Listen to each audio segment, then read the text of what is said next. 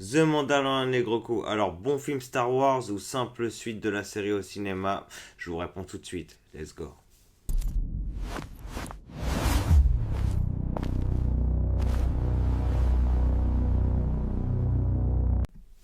Hello, c'est votre gars Wallstark pour le relais du multiverse. Donc, comme je vous ai dit, on est là pour parler de The Mandalorian et Grogu, sorti le 20 mai au cinéma en France.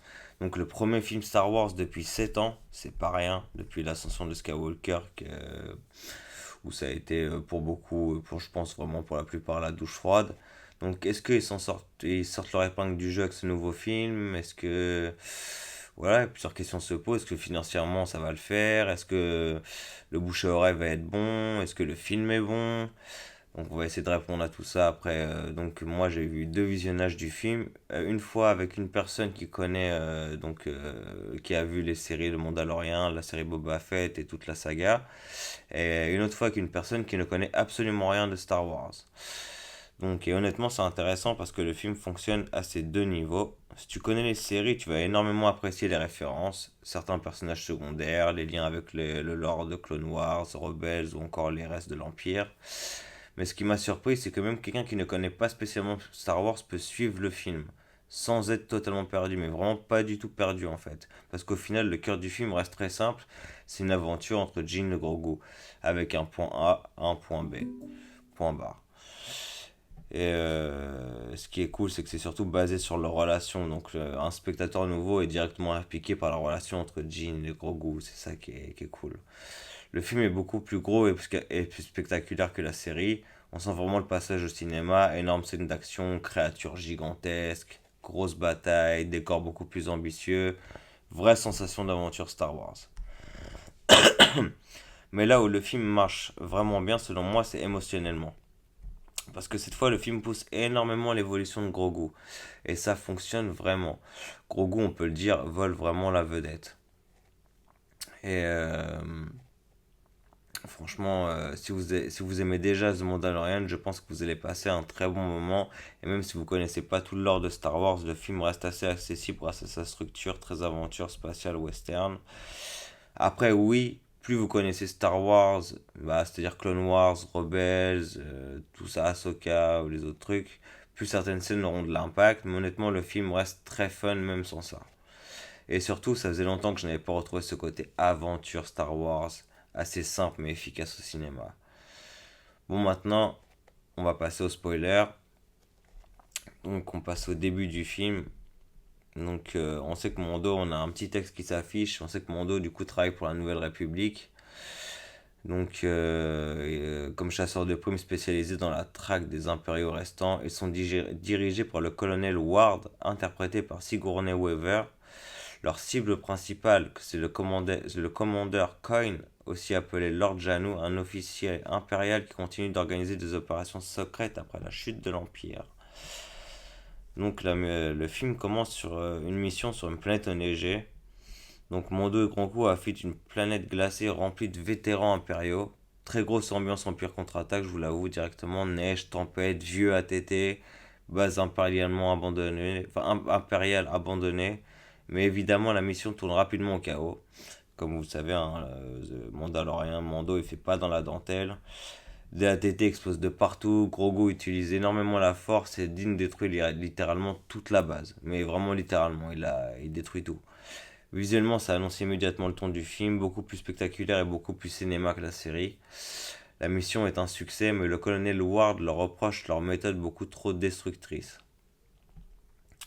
Ward explique ensuite que les jumeaux Hutt possèdent des informations importantes sur Lord Janu. Mais ils veulent quelque chose en essence, retrouver Rota le Hutt, leur neveu, le digne héritier de Jabba le Hutt. Et là, une énorme surprise pour ceux qui connaissent Star Wars The Clone Wars, Rota, l'ancien bébé Hutt, est maintenant devenu un énorme Hutt guerrier ultra physique. Il est doublé par Jeremy Allen White. Rota aura été capturé puis forcé à combattre dans des arènes de gladiateurs sur la planète Shakari. Pour cette mission, Mando est accompagné par Zeb de Star Wars Rebels. Et honnêtement, Zeb apporte énormément au film. Humour, présence physique, côté vieux guerrier badass. Franchement, c'est cool et ça fait plaisir de le voir en live action. Il est très très bien rendu. Donc, direction Shakari. Ils sont arrivés à Shakari et l'ambiance change complètement. On est dans un énorme monde criminel rempli d'arènes, de gladiateurs, de chasseurs de primes, de marchés noirs. Rota est devenu une véritable légende locale, mais gros retournement, Rota ne veut pas être sauvé. Parce qu'il sait que les jumeaux veulent en réalité sa mort afin de récupérer totalement le contrôle du cartel Hut. Mondo rencontre aussi un contact local nommé Hugo, doublé par Martin Scorsese. Petit caméo totalement improbable mais que fonctionne bizarrement très bien. Quand Mondo tente finalement d'extraire Rota, tout était en réalité un piège organisé par Lord Janu. Les deux se retrouvent enfermés dans une immense arène face à plusieurs créatures monstrueuses. Très grosse séquence. Monstres géants, combat au corps à corps, explosion, Grogu qui est discrètement avec la force, et surtout Rota recommence peu à peu à respecter Mondo. Ils finissent par collaborer pour survivre et réussissent à s'échapper ensemble. Rota rejoint temporairement Mondo. Rota accepte ensuite d'aider Mondo à retrouver Lord Janu, mais Dean lui promet qu'il ne le ramènera jamais aux jumeaux. Et c'est là qu'on commence vraiment à comprendre le thème principal du film, la famille choisie. Rota est prisonnier de son héritage familial, exactement comme Dim l'a longtemps été avec les Mandaloriens et leur credo, vous savez. Donc, une fois Lord Janu neutralisé, les jumeaux découvrent que Mondo les a trahis. Ils engagent alors Ambo, le célèbre chasseur de primes vu dans The Star Wars The Clone Wars, et honnêtement Ambo est ultra stylé dans le film, avec son chien Marok, il devient une vraie menace. Ces scènes apportent un côté western chasseur de primes, très old school Star Wars, vraiment la touche pile poil de Mandalorian, ça va très bien avec le ton du film, et il est très très bien rendu, et ça fait plaisir de le revoir en live action. Donc Ambo finit par capturer Mando et Rota. Enfin, surtout Mando, parce que Rota, il part avec des droïdes, mais en fait, c'est un piège, je pense. Il se retrouve en tout cas il se retrouve sur Nairota chez les jumeaux. Et Mando aussi, mais Grogu parvient à s'échapper. Et c'est là que le film change totalement de rythme. Parce qu'une grosse partie du milieu du film repose quasiment entièrement sur Grogu. Et c'est vraiment un pari risqué, mais qui, pour moi, vraiment payé. Grogu peut porter il peut porter la moitié du film sur ses épaules, quoi. C'est super intéressant. On va revenir là-dessus de toute façon. Donc les jumeaux jettent Mando dans une immense fosse sous leur forteresse sur Nalota. L'endroit est rempli de créatures horribles. La principale c'est le Dragon Snake, le grand. Si vous avez vu dans les trailers, l'espèce de grand serpent blanc de dragon, le dragon blanc. Le truc est gigantesque. Donc c'est une sorte d'énorme serpent aquatique. Mondo survit difficilement mais finit gravement empoisonné, mais mortellement empoisonné. Il devient incapable de continuer. Et là arrive probablement le cœur émotionnel du film. Grogu refuse totalement d'abandonner Dean. Pendant une longue séquence quasiment silencieuse, il construit un abri, cherche de la nourriture, protège Mando, tente de trouver un antidote, survit seul.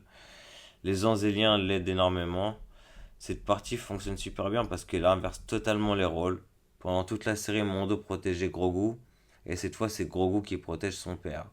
Et honnêtement, ça marche vraiment bien émotionnellement. Une fois rétabli, Dean comprend qu'il ne pourra jamais protéger Grogu tant que les jumeaux seront encore là. Il décide donc de lancer un assaut total contre la forteresse. Donc on passe à l'assaut final. On arrive dans le plus gros de la bataille du film. Mandu, Grogu et Rota attaquent directement la forteresse Hut remplie de remplie de droïdes. Le plan, faire cracher un énorme cargo dans la structure pour ouvrir une brèche. Et là, le film devient quasiment un blockbuster de guerre Star Wars. Horde de droïdes, énorme explosion, combat au jetpack, viroblade, Grogu utilisant énormément la force, énorme mec qui garde la porte en fait des jumeaux. Ouais, franchement, c'était vraiment pas mal niveau action. Visuellement, c'est probablement le moment le plus impressionnant du film, ouais, je confirme. Donc Ambo revient une dernière fois, très go duel Mondo et Grogu contre Ambo et son chien. Grogu participe énormément au combat cette fois, et le film montre clairement qu'il devient beaucoup plus mature et beaucoup plus puissant. Ambo finit quand même par survivre et s'échapper. Clairement une porte ouverte pour le futur, je pense.